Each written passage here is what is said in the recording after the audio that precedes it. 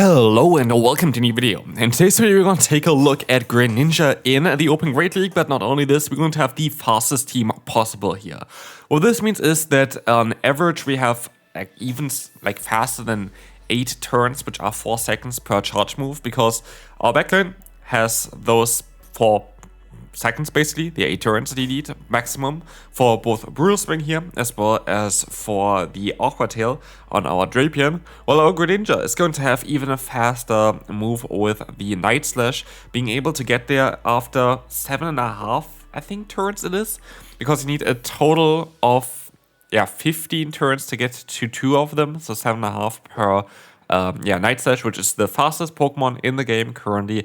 If you don't count Smeargle, which you can't really use in the Open Great League, Smeargle would have the option to go for Lock On plus any 35 LG move and end up at 7 seconds, or 7 turns, not 7 seconds, it's 3.5 seconds per move, but that is basically impossible to really get here and doesn't really make sense. So this is the fastest team possible for the Open Great League, and let's see if this is still going to work out, and the first battle is already over. I was honestly kind of curious because the current meta I find very tough. I see a lot of people complain about the current meta as well, which, it is there's a lot of variety, which is kind of cool. There's no clear meta, which just makes it very difficult to climb, because either people kind of master certain meta teams and then kind of win against other meta teams, or people can hard wall the meta and try to win like that. What is currently just not possible is those specific things, because what we currently have is just such a wide meta that it's very difficult to kind of build an anti-meta team, because there is no real meta. I'm doing coaching, of course, link down below as well if you're interested in it. Basically, the thing is for the current meta is that it is just so wide. I always kind of write down all the teams. We have sometimes in a day of 25 battles, I think 20 different leads. How are you going to account for 20 different leads? You can't. It is not possible. And so, that is the thing that I find kind of interesting with the current meta. It is just so wide that it's so difficult to climb in and build a team that actually can counter everything. Unless you're going to try to make teams around Pokemon that are very good just neutrally. For example, a Ferret, or a Dragon Breath user, which can destroy a lot of the Pokemon just with a raw fast move pressure, which is why we see a lot of Reggie Drago as well recently. But anyway, this is going to be it kind of for my talk about the meta. Let's take a look at the team here. We're going to win the second battle already as well with our Greninja. So, how does this team function? We're going to have here, of course, only a limited amount of Pokemon that are okay for this challenge. You need to have only a certain fast moves are actually allowed here, which is going to be Thunder Shock, Psycho Cut, Fairy Wind, Poison Sting, as well as, of course, Greninja with the Water Shuriken.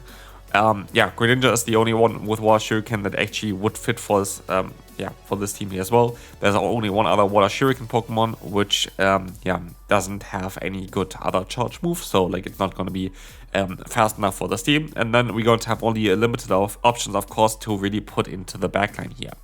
There are other Pokemon that would work as well for this team. For example, Morpeko would be one of them. You could run this. Ariados would be one of this Pokemon as well, because you have Cross Poison and Poison Sting, which is fast enough. But generally speaking, this is a team that makes the most amount of sense, because you have a double weakness to ground in the back. You're going to have the Aqua Tail still on your Drapion, which you can use in order to counter ground. This is going to be our Say Stop.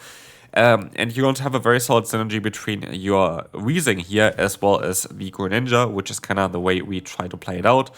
Here in this battle, we are going to be able to wait out actually a turn here as well to go for the Hydro Cannon to actually connect it correctly. They have the Bastion in the back, and with this, we are going to be able to win this battle. I'm fairly certain this is a team that I've seen before as well, though, already. I think it's a legend team from someone else as well. I definitely saw it, I think multiple times, actually, the combination of Shadow Marowak as well as the Bastion together, which is kind of interesting. But let's move on to the next opponent. We will see one of those Pokemon which I just talked about. Reggie Drago is mainly here because of how neutral it is. We will see the Clodsai coming in here now to catch Smooth. Well done from the opponent. The Crunch is going to connect here now. Still does a solid amount of damage. Not as much as the Aqua Tail would have done, of course, because Aqua Tail is going to be a super effective hit. But Crunch is still alright, doing some, very alright damage as well. Putting them kind of into the range where an Aqua Tail is going to be enough as well. We're going to use a shield here, because what we know from the lead already is that we need to realign ourselves, because, yeah, we have a very good answer to the lead in the back. We are going to have a Fairy-type Pokemon, and Reggie Drago just struggles against Reggie-type Pokemon, exactly, against Fairy-type Pokemon, of course, which is going to be alright for us, because we can take advantage of this. So, nice catch from the opponent there, again, like, they catch all the moves, which is very, very smart and very, very good from them. Of course, you kind of have to go straight for the moves here with a Drapion as well, because otherwise the opponent would outspeed you and just force another shield, which I didn't want to have happen there. But here at this point, we can go for the full farm down, end up with 100 energy on our Weezing and knock out the Reggie Drago as well. We can go for a move against the Clodsire, which is cool as well here. But at this point, I should have already realized what they're going to have in the back, and I should have no-shielded, but I did shield here, which is kind of unfortunate, because I know they're going to have in the back the Scissor. This was kind of obvious at this point already. But I was hoping that I would get the shield here. They don't shield us at all, which is kind of annoying. We are going to be able to now swap out onto the Trailblaze, but potentially, but it doesn't work out for us, as the opponent is going to hold on to the move, which is kind of smart. Night Slash coming through. I have to go for double Night Slash here as well.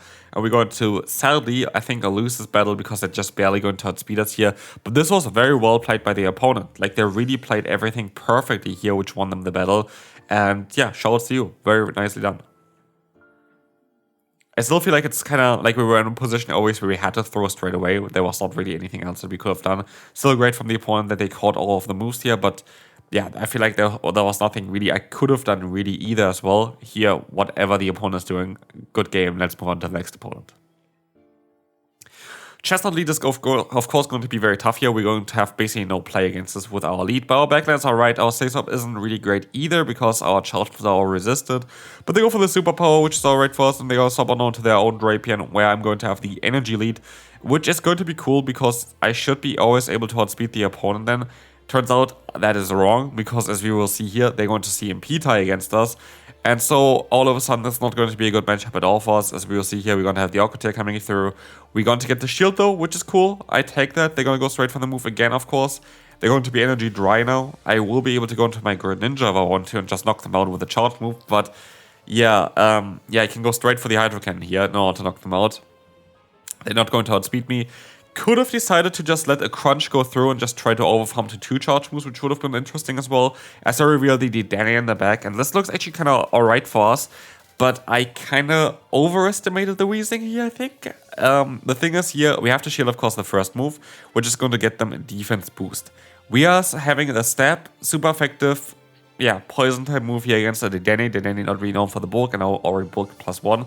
But it actually did way less than I expected, which allows the opponent to get to another move here, which I was really hoping to avoid.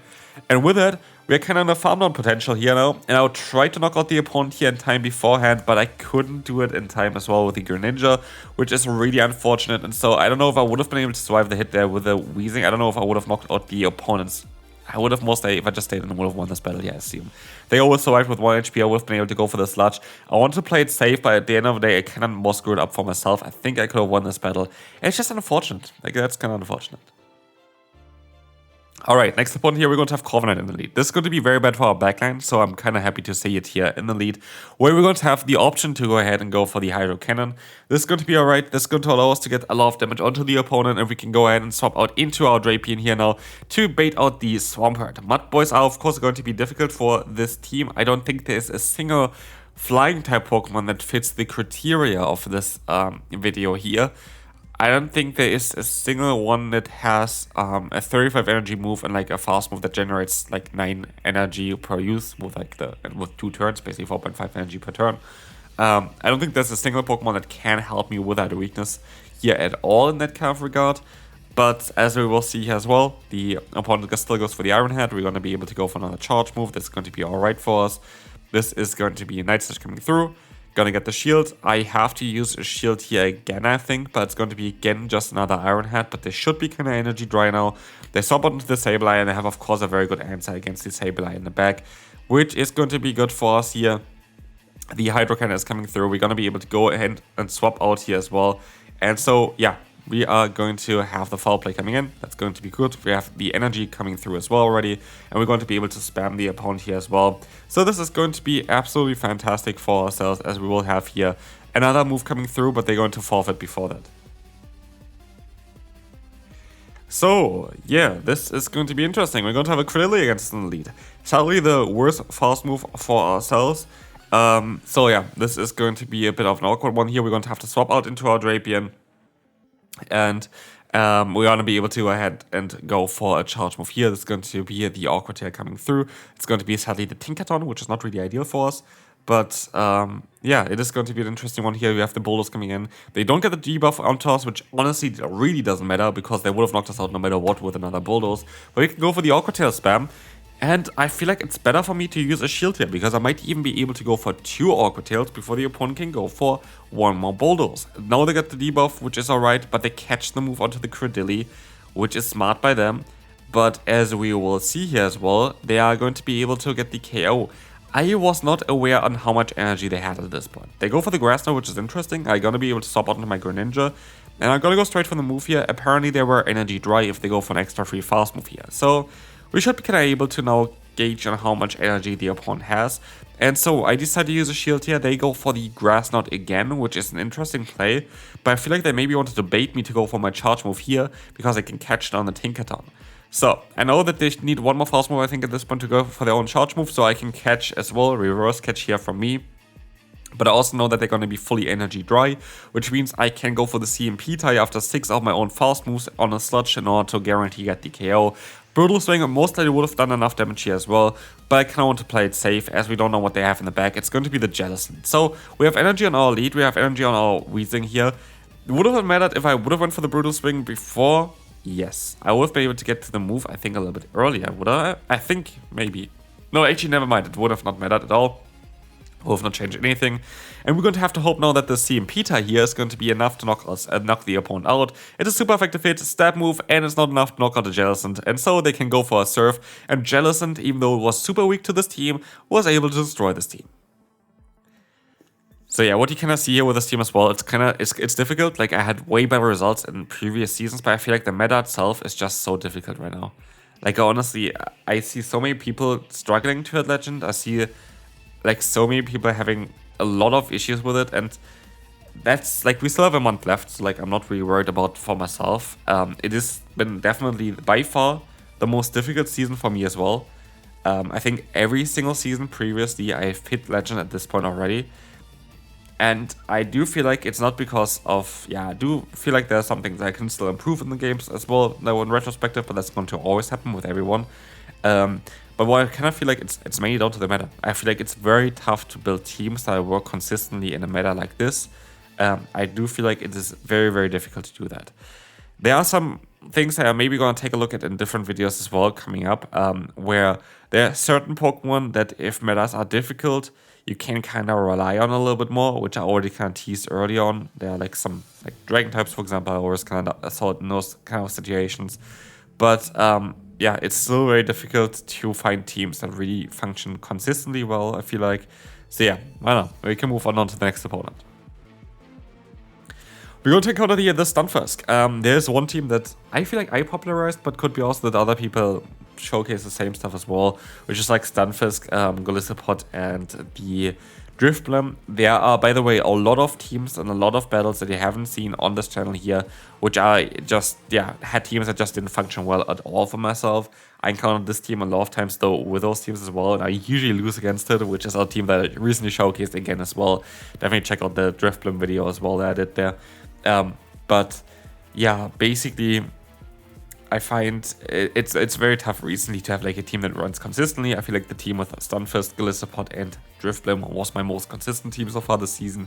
Of course, I want to do content. I want to try to find teams that are functioning as well. Here, of course, is more of a fun team. Even though this team actually worked out for me, I went, I think a total of 7-5 with this team, which is alright. Like, I went positive with it. I had a 1-4 set in between, but most of the losses I did there, I knew, okay, if I played it differently, I would have won. Okay, if I had 1 HP more, I would have won. I was always like very, very close. So actually, this team was more enjoyable than a lot of teams they have played so far this season. So yeah, this is also going to be it for this video for today. This is going to be the final battle for today.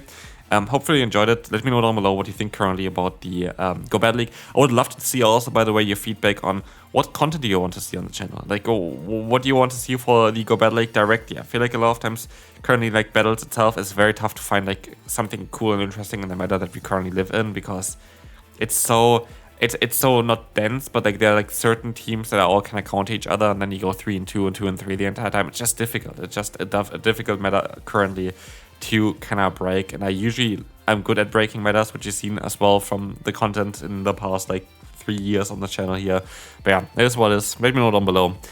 Tough meta. I feel like hopefully things gonna change. Things gonna change after the season anyway. So yeah, I can't wait for that, I have to say.